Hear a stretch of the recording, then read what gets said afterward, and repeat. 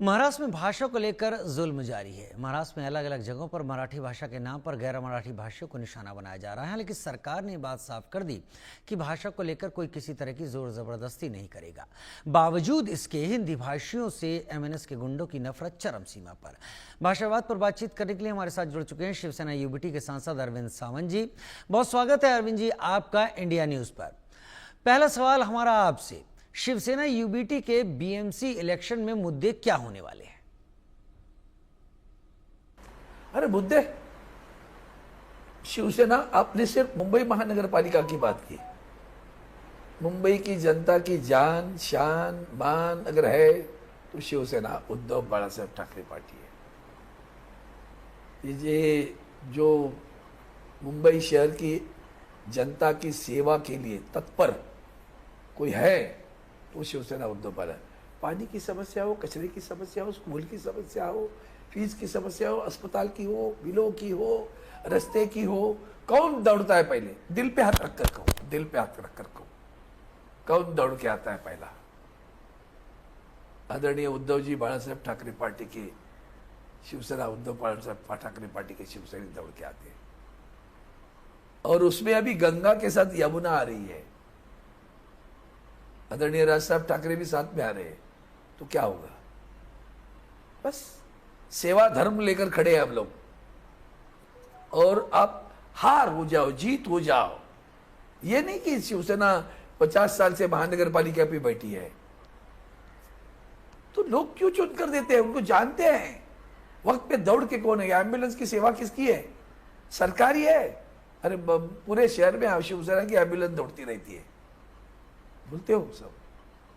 ये सेवा देने वाले लोग हैं, लोग जानते हैं वक्त पे अगर कोई काम आएगा तो शिवसेना उद्धव बाळासाहेब ठाकरे पार्टी आएगी, उसका शिवसैनिक काम पे आएगा। क्या मराठी का मुद्दा अब खत्म हो गया? मराठी क्यों नहीं? आप मराठी उच्चार भी अच्छा नहीं किया आपने मराठी का मुद्दा क्यों नहीं? भाई मुंबई किसकी है? मुंबई की पहचान क्या है? जो लोग कल पैदा हुए हैं ना, ऐसे सवाल पूछते हैं। पता है महाराष्ट्र राज्य की निर्मिति कब हुई? ये भी याद रखो भैया।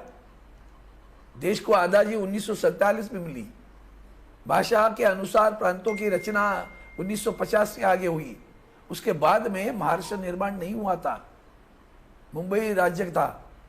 गुजरात और आज का गुजरात और अभी का महाराष्ट्र मिलकर मुंबई राज्य था। संघर्ष करना पड़ा। हुतात्मा जब देते हो ना, वो 106 लोगों ने अपनी जान दी है वहां। प्राण अर्पण करने के बाद, संघर्ष के बाद महाराष्ट्र के निर्माण, संयुक्त महाराष्ट्र समिति, उसके नेतृत्व में लड़ाई हुई, संघर्ष हुआ।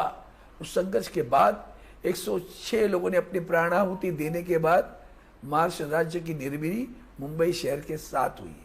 तो मुंबई किसकी है? 106 में आप कहाँ हैं? जो सवाल पूछते हैं ना आजकल, गंदे सवाल पूछते हैं, संभ्रम निर्माण करना चाहते हैं, गंदगी पैदा करना चाहते हैं, जात पात धर्म के नाम पर दीवारें खड़ी करना चाहते हैं। उनको पता नहीं।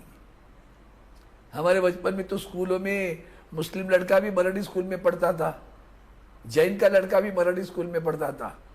रायगढ़ डिस्ट्रिक्ट में जितने भी स्कूल थे, सभी के बच्चे जैन होने दो, मुस्लिम हो, अपने मराठी स्कूल में ही जाते थे ना।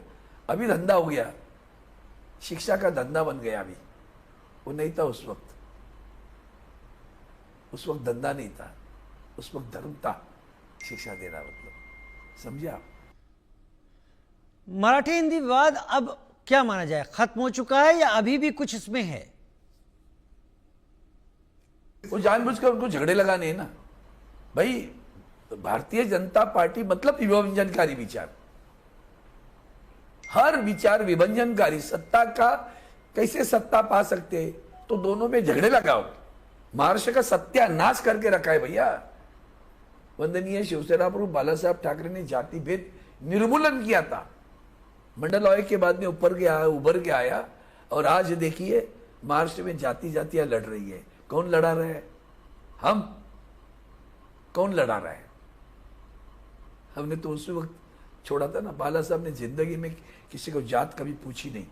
कर्तृत्व के आधार पर, निष्ठा के आधार पर, कार्य के आधार पर लोगों को हमारी प्रत्याशी बनाए थे। और बाद में आ गया इसका आरक्षण, उसका आरक्षण, उसका आरक्षण, जिनको नहीं मिला वो लड़ रहे हैं। अभी आपस में जाति शुरू हो गई। गांव इकट्ठे थे, गांव गांव भी जाति भेद निर्माण किया आपने। जी, ये पाप करने वाली तो भारतीय जनता पार्टी था, ध्यान में रखना।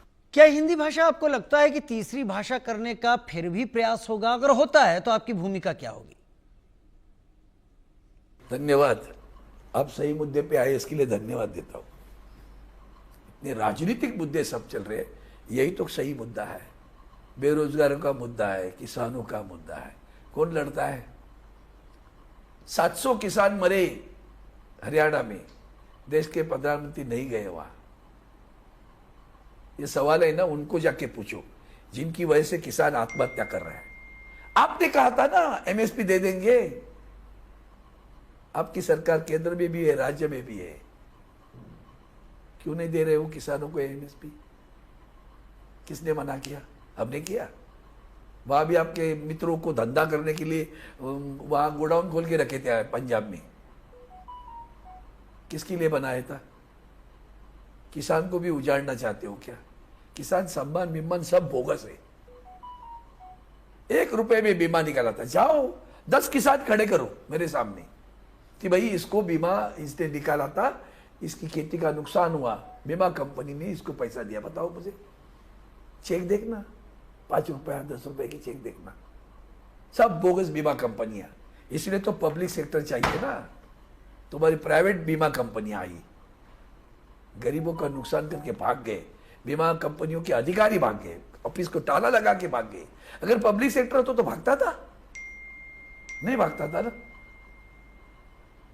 निजीकरण हर जगह चाहिए आपको, अपने मित्रों को धंधा करने के लिए पटाए। देश बेच रहे हो यार, थोड़ी तो शर्म करो, देश बेच रहे हो आप लोग। रशिया से ऑयल कौन खरीदता है वो भी तो बताओ एक बार, हिम्मत हो तो बताओ ना।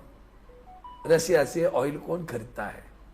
भारत खरीदता है, मतलब कौन खरीदता है वो भी तो बताओ। गोदी मीडिया नहीं बताएगा, ये तो दुर्भाग्य है देश का। देखो अन्य देशों में क्या हो रहा है, थप्पड़ पहली किसको मिली वो भी देख लेना।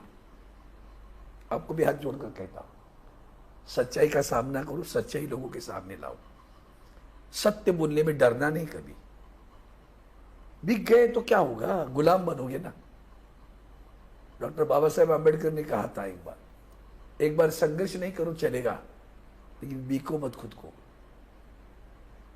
बिक गए लोग स्वाभिमान कभी नहीं बात कर सकते, ना देश के हित की बात कर सकते, ना इंसान के हित की बात कर सकते। सवालों में तंज बहुत अच्छा कस लेते हैं आप डॉक्टर अरविंद सावंत, लेकिन आपको ये भी आपने कहा ना कि सच बताइए। जब आपने बीजेपी के साथ चुनाव लड़ा था और पलटी मारकर कैसे अलग सरकार बना ली थी, वो सच भी जनता के सामने आप लोगों को रखना होगा। खैर, आप हमारे साथ जुड़े, बहुत धन्यवाद हमारे साथ जुड़ने के लिए आपका। एक छोटा सा ब्रेक, जल्द हाजिर होते हैं।